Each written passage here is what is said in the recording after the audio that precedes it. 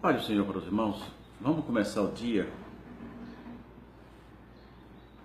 lendo a palavra de Deus. Vamos ler apenas um versículo da palavra de Deus que se encontra no livro do Êxodo.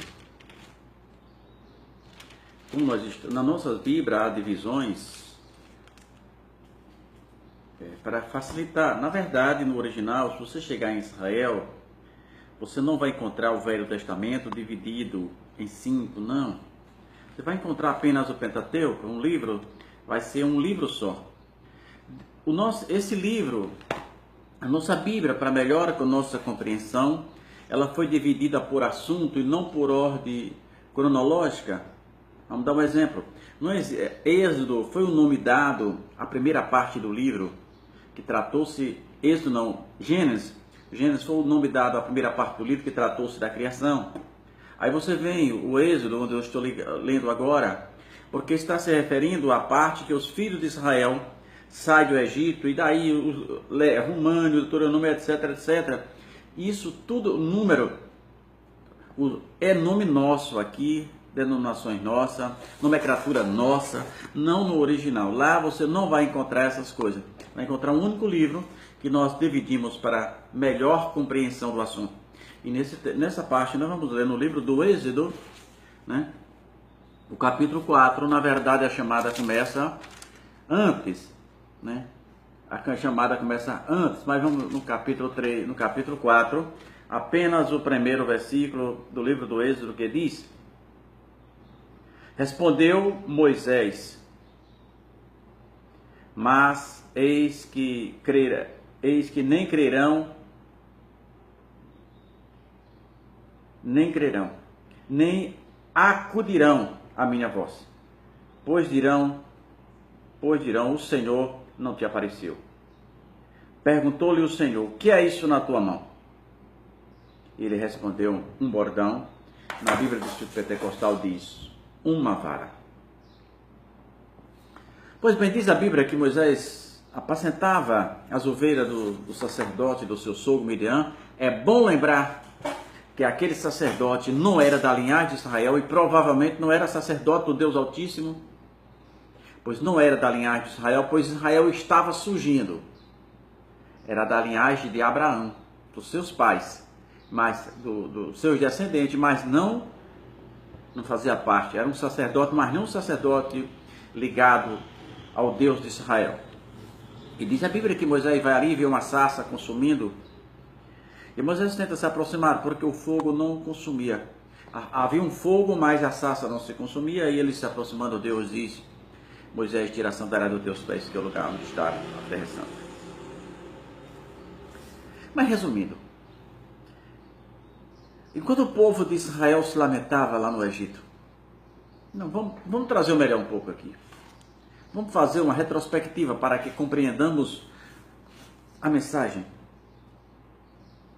Moisés teve, já falei disso muitas vezes, Moisés teve todas as regalias no Egito, mas tudo aquilo era um plano de Deus. Moisés foi o único homem da história da Bíblia que foi formado em todas as ciências de um povo. Diz a Bíblia, Moisés foi formado em todas as ciências do Egito. Poderíamos dizer que Moisés era um homem com pós-doutorado, numa das ciências mais refinadas que até hoje intriga toda a raça humana. E ali estava Moisés. Moisés, segundo Flávio Joséfo, fora guerreiro. Inclusive Moisés, segundo Flávio Joséfo, no livro História dos Hebreus, havia se casado com a egípcia. E provavelmente ele já era casado pela idade. Moisés já tinha 40 anos quando saiu do Egito. E então Moisés fora preparado para ser um rei. Moisés fora preparado para ser servido.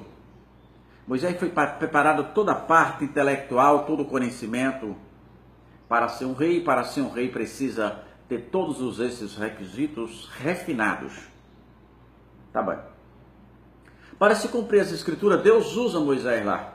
Prepara Moisés lá para que pudesse usar no deserto. Tem aquela história dos egípcios, do Egito que Moisés viu seu irmão sendo maltratado pelo Egito. E Moisés se digna naquela luta, Moisés mata o Egito e enterra na areia. E os seus compatriotas, tudo isso era cumprimento da palavra de Deus, começaram a dizer: quem nos colocou como juiz?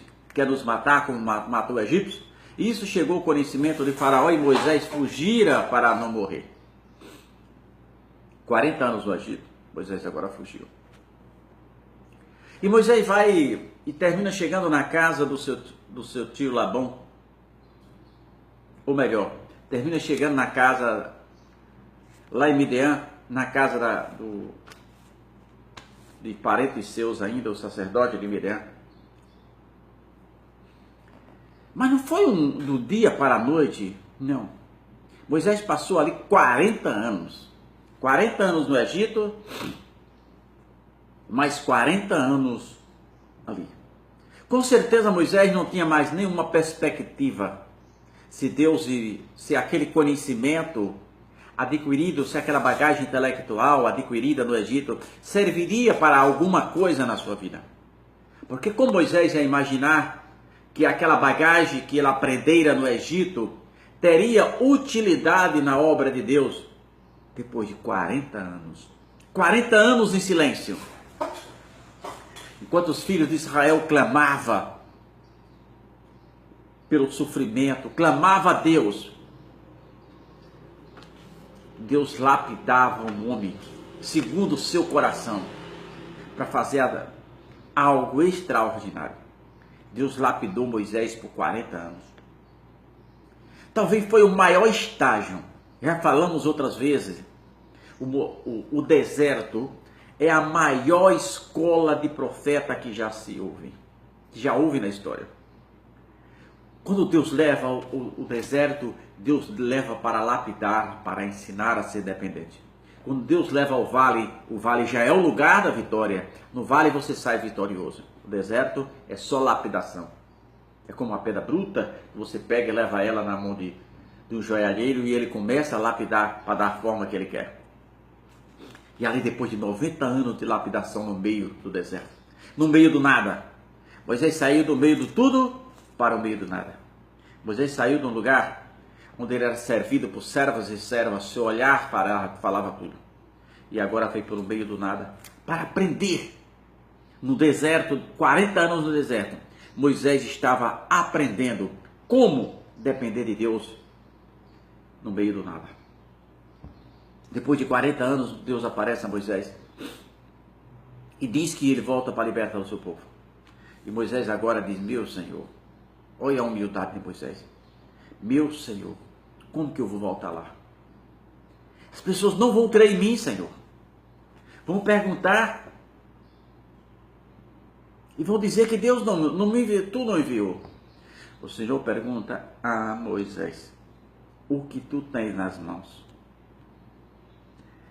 Moisés não tinha nada nas mãos aparentemente, pois ele só tinha uma vara.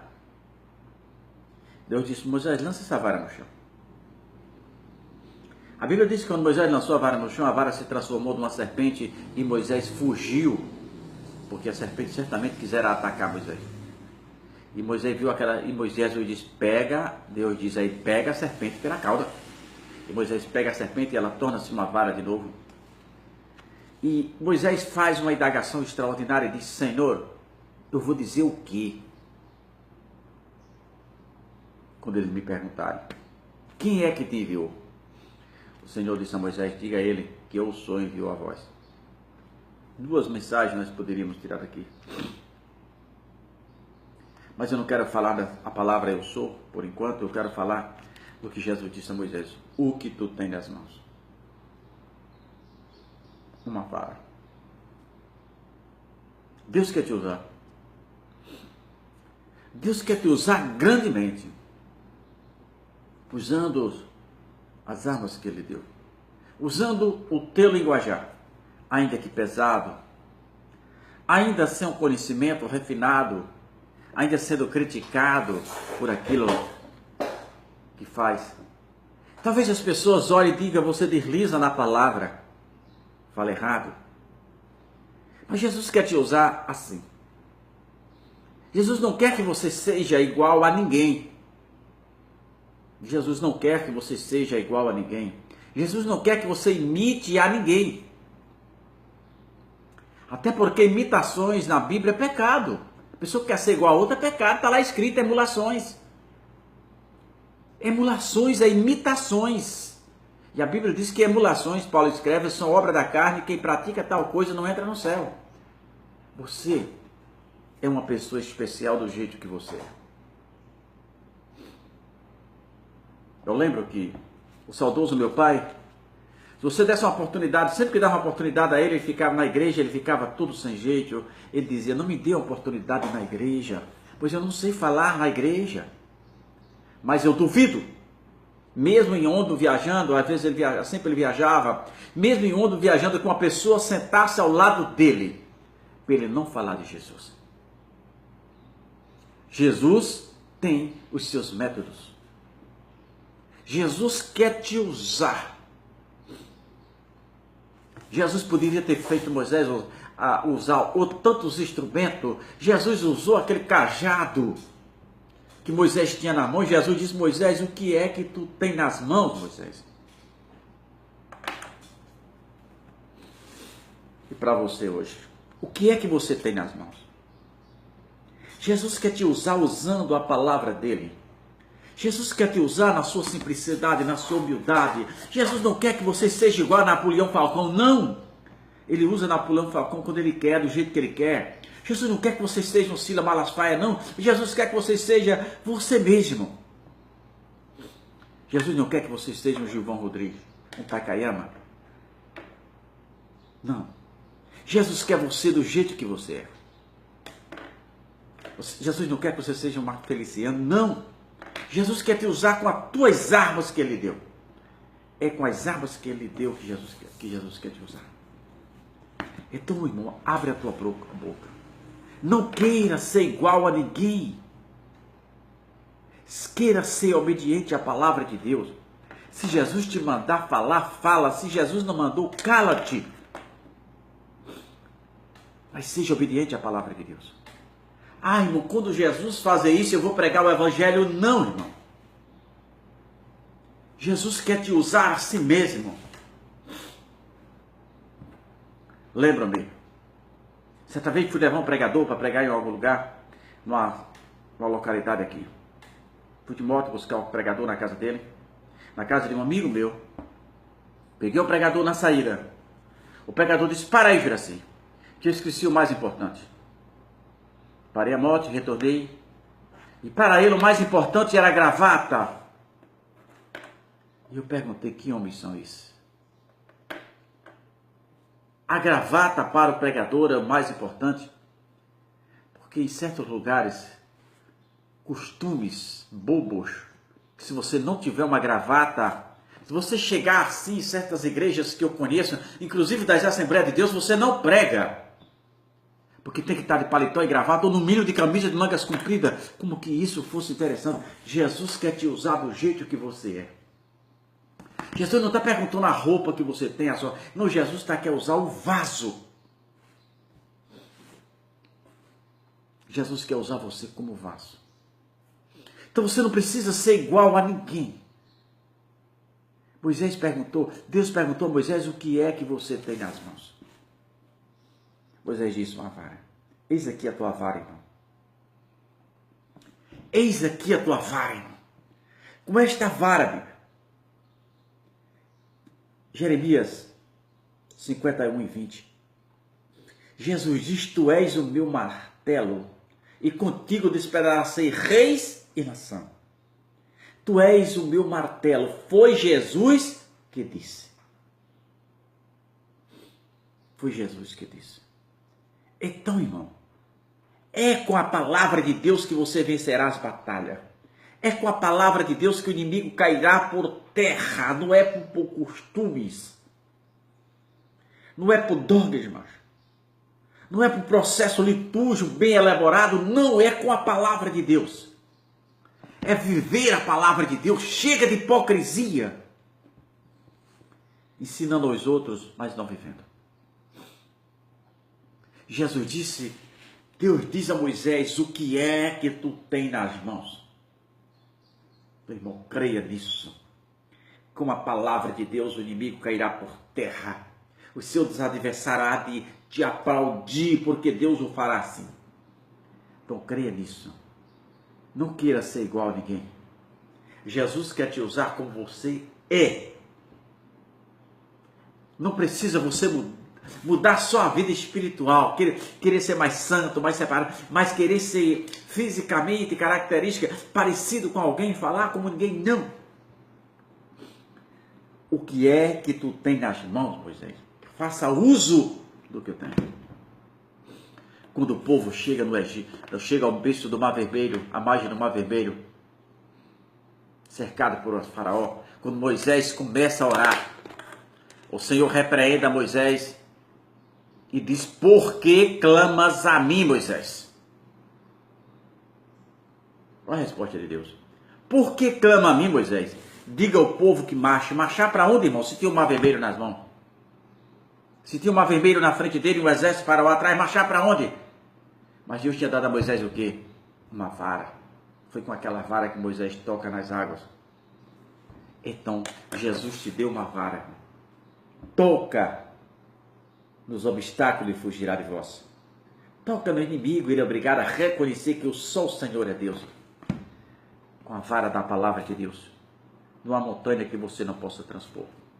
Não há inimigo que não caia por terra. Jesus diz: tu és Pedro, e falando de Jesus, edificaria minha igreja, e as portas do inferno não prevalecerão contra ela. Isso é, derrubaremos e passaremos por cima, em nome de Jesus. Então, use, não queira usar uns instrumentos que Deus não te deu. Não queira usar o instrumento do teu irmão, mas use aquilo. Deus quer te usar do jeito que você é, falando a sua linguagem, gaguejando, mas falando porque Jesus quer usar, não vaso de alabastro. Alabastro é um vaso comum. Alabastro era um vaso de barro, simplesmente um vaso de barro, era chamado de alabastro. Mas o que chamou a atenção não foi o vaso de alabastro, foi o seu conteúdo, que era um unguento puro.